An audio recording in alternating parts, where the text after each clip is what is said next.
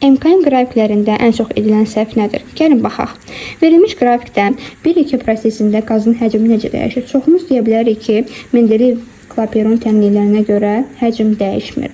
Amma bu proses o vaxt izaxar proses olardı ki, burada temperaturla təzyiq düzüm tənasib olardı.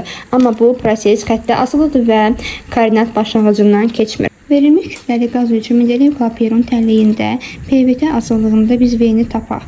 V bərabərdir T bölünsün V. Və yadda saxlayaq ki, qayda kimi ordinat oxundakı kəmiyyətin, yəni Y oxundakı kəmiyyətin absis oxundakı kəmiyyətə nisbəti bizə həmişə tangensi verir.